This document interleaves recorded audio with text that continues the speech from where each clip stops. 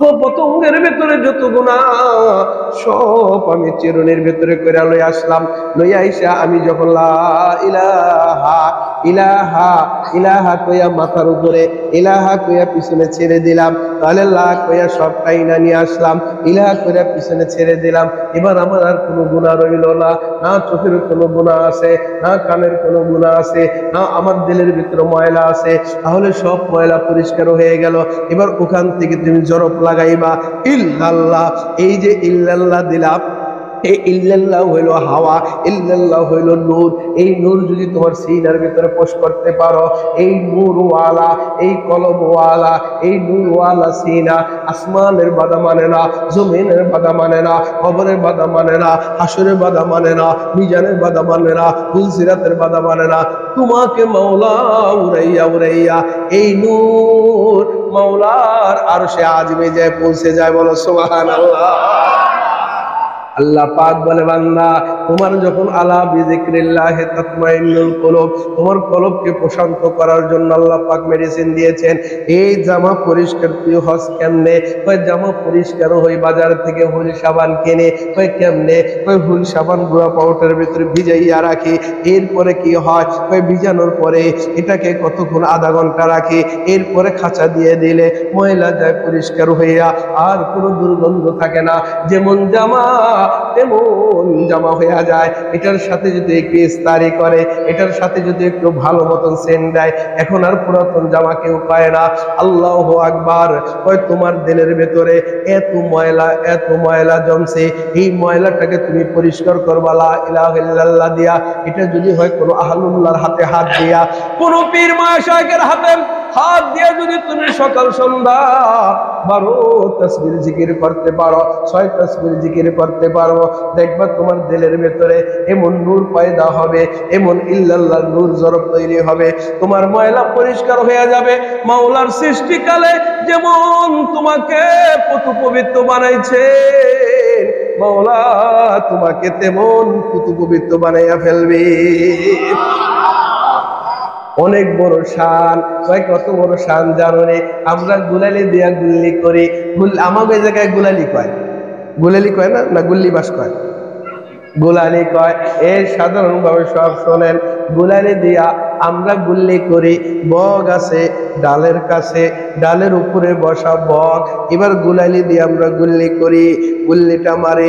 এবার রবারটা থাকে কাছে, এটাকে টান দিয়া নেয় দূরে, এটাকে যত টান দেয় তত দূরে যায়, এরপরে ছেড়ে দিলে তত বেগে যায়, তত গতিতে যায়। কতক্ষণ ঠিক কিনা? টান যদি কম হয়, গুলালির গুল্লির গতি তত কম হয়। টান যদি লম্বা হয়, গতিটা তত লম্বা, দ্রুত গতিতে যায়। কতক্ষণ ঠিক কিনা? আল্লাহ পাক বলে, বান্দা এই গুলালের মতো, রবার্টের মতো তোর মুখের কাছে বাম দুধের 2 আঙ্গুল নিচে আমি একটা ঘর বানাইছি, কলব। এই কলবের কাছ দিয়া এবার তোর মাথাটা থাকে, এই মাথাটা একটু নিচে নামা। এই যে তোর রবার্টের মতো নিচু হয়ে গেল, এবার মাথাটা নিচে নামাইয়া রবার্টের মতো একটা টান দিবা। কয় কেন টান দিব রে মাওলা? ওই যে শিকারি করতে হইলে, শিকার যদি শিকারি করতে চায়, টান দিয়া ওই গুলালির ভিতরে বগের শরীরে লাগাইতে চায়। এবার শিকারি কেউ গ্যারান্টি দিতে পারে না, ভাই আপনি 100% কি শিকারি করতে পারবেন কি পারবেন না।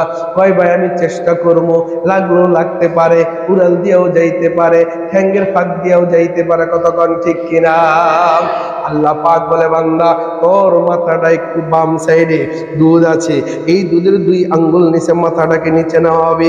আর মনে মনে ভাববি এখানের ভিতরে যত ময়লাগুলা আছে, এই ময়লাগুলার আমি ধরলাম, লা ইলাহা ইল্লাল্লাহ। এই ময়লাগুলারে দইরা লা বইলা এবার একটা রবার্টের মতো টান দাও, লা ইলাহা ইল্লাল্লাহ।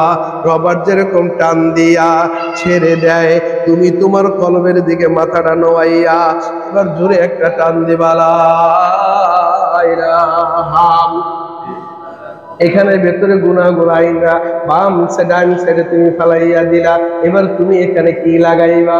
হয় ওখানে লাগানোর মতো তো কোনো গুল্লি ওখানে আক্রমণ করবে না, কোনো বারুদের গুল্লি তো ওই সিনার ভেতরে যাবে না। হয় তাহলে কি হবে? এই যে ময়লাগুলা ধইরা ওখান থেকে বের কইরা ফালাইলা, ওই যে লা ইলাহা ইল্লাল্লাহ ইল্লাল্লাহর নূর এবার তোমার মার্বেলের ভেতরে ঢুকাও, তোমার রবার্টের ফিতার ভেতরে ঢুকাও, ঢুকাইয়া এবার তুমি ছেড়ে দাও ইল্লাল্লাহ লা ইলাহা ইল্লাল্লাহ। তাহলে ময়লাগুলা ধরলেন, ডাইন দিকে ফালাইলেন, ইল্লাল্লাহ নূর ধরলেন। এবার বাম সাইডে 2 আঙ্গুল দুধের নিচে কলবের ভিতরে জরব মারলেন। এবার মাওলা কেমন হইল? ভাই কেমন হইল বুঝলা না?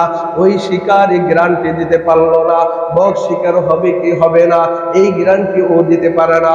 আমি রব্বে জুল জালাল, আমি রব্বে কাবা তোমাকে বলতেছি, তুমি যে এই লা ইলাহা ইল্লাল্লাহটা ছেড়ে দিলা, তোমার মুখ থেকে একটা হাওয়া বের হয়েছে, এই হাওয়াটা হাওয়ার সাথে মিশে যায় না, এই হাওয়াটা পাথরে যায় ধাক্কা খায় না, এই হাওয়াটা ওয়ালে যায় ধাক্কা খায় না, এই হাওয়াটা প্রথম আসমানের বাধা মানে না, এই হাওয়াটা দ্বিতীয় আসমানের বাধা মানে না, এই হাওয়াটা তৃতীয় আসমানের বাধা মানে না, এই হাওয়াটা চতুর্থ আসমানের বাধা মানে না, এই হাওয়াটা পঞ্চম আসমানের বাধা মানে না, এই হাওয়াটা ষষ্ঠ আসমানের বাধা মানে না, এই হাওয়াটা সপ্তম আসমানের বাধা মানে না, এই হাওয়াটা উড়াল দিতে দিতে সিদরাতুল মুনতাহার বাধা মানে না, সিদরাতুল মুনতাহা ওভারটেক করে এবার লা মাকানে দূর পাইরা চলে যায়, ওই দরজারও বাধা মানে না, লৌহ কলমের বাধা মানে না, লা মাজিদের বাধা মানে না।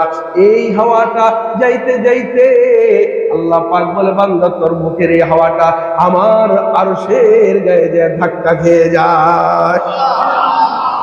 কয় গুলালি দিয়া শিকারি করলে লাগতে পারে কে না লাগতে পারে, ও 100% গ্যারান্টি দেয় না।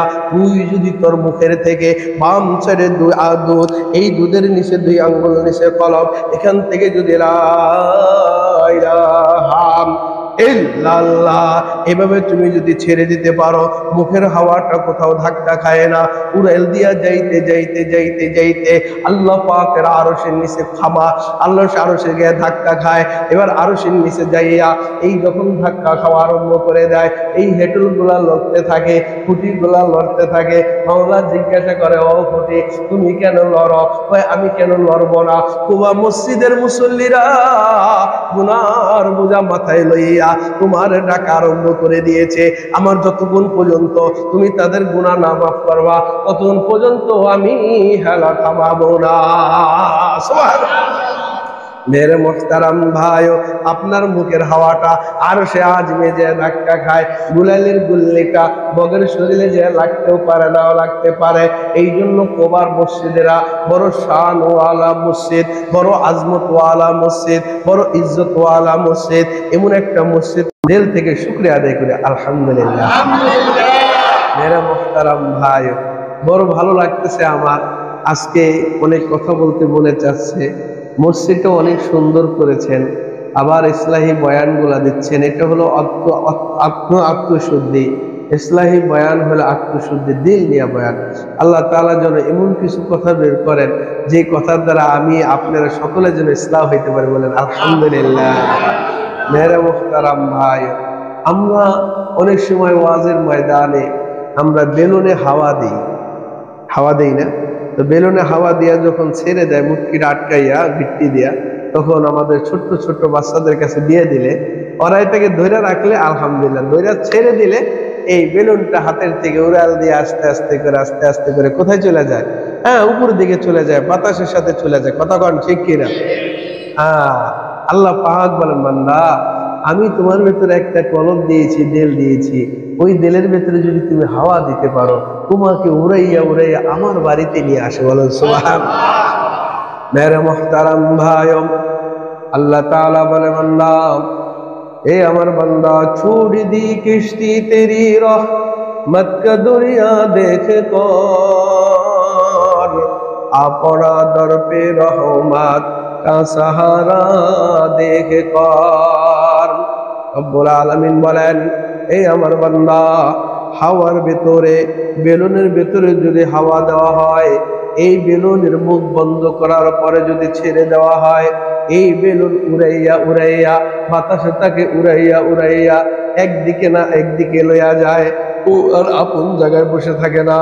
রব্বুল আলামিন বলেন, এ আমার বান্দা, তুমি তোমার দিলের ভিতরে যখন ইল্লাল্লাহর নূরকে তুমি ঢুকাইয়া দিবা, যখন আল্লাহ পাকের নূরকে ঢুকাইয়া দিবা, তখন সুবহানাল্লাহর নূরকে ঢুকাইয়া দিবা, কেমন হবে জানো নি? কয় কেমন হবে রে মাওলা?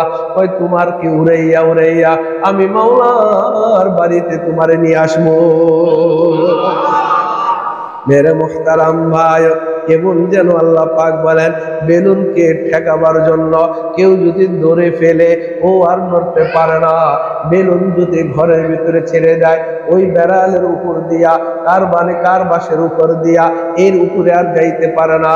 ওই আবার যদি কোনো গাছের সাথে বাইদা যায়, ও আর গাছকে অতিক্রম করে যাইতে পারে না। রব্বুল আলামিন বলে, বান্দা তুমি যদি লা ইলাহা ইল্লাল্লাহ ইল্লাল্লাহ নূর যদি কলমের ভিতরে ঢুকাইতে থাকো, আসমানের বাধা মানবে না, জমিনের বাধা মানবে না, গাছের বাধা মানবে না, পাহাড়ের বাধা মানবে না।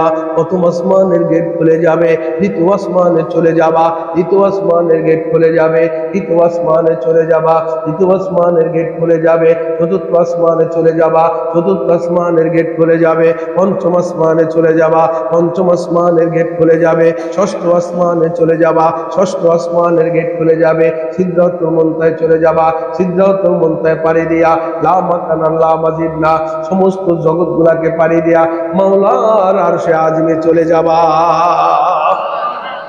আমাদের বুজুর্গ আশরাফ আলী থানভী রহমতুল্লাহ আলাইহি বলে, তুমি যে ইসলাহি হবা, নফি ইসবাতের জিকির করবা, মনে মনে একটা জিনিস ভাবতে হবে। ওই কি তুমি ভাববা? এই মাথার চেরুনি দিয়া মাথা হাসরাইলে এই চেরুনির ভেতরে যত উকুন আছে সব চলে আসে, যত খুশকি আছে চলে আসে, যত ময়লা আছে সব চলে আসে। কতক্ষণ ঠিক কিনা? আমার মা বোনেরা, চেরুনি দিয়া যখন মাথা আশ্রায়, মাথার ভেতরে চুলকানি কমে যায়, মাথার ভেতরে খুশকি দূর হয়ে যায়, মাথার ভেতরে উকুন গুলা ওই চেরুনির ভেতরে চলে আসে। আল্লামা আশরাফ আলী থানভী রহমতুল্লাহ আলাইহি বলে, তোমাকে তো চেরুনির মতো তোমার দেহের ভেতরে তো হাজারো গুনাহ আছে, পায়ের গুনাহ আছে, হাতের গুনাহ আছে, মুখের গুনাহ আছে, চেহারার গুনাহ আছে, কানের গুনাহ আছে, চোখের ময়লা আছে, অন্তরের ভেতরে ময়লা আছে। এই ময়লাগুলাকে তো বের করতে হবে। তাহলে কেমনে বের করবো? আশরাফ আলী থানভী কয়, মনে মনে একটা চিরুনি ধরবা, দুই হাত দিয়ে একটা চিরুনি, 400 জিবি, 20 জিবি, 50 জিবি। কতক্ষণ ঠিক কিনা? মেমোরিটা বের করে, মোবাইলের ভিতরে কোনো ফটো নাই, মোবাইলের ভিতরে কোনো ভিডিও নাই, অথচ এই মেমোরির ভিতরে সব কিছু লুকায়িত আছে। অথচ চ্যাপটা ছোট্ট একটা মেমোরির ভিতরে যদি এত ছবি লুকাইয়ে রাখা যায়, সারা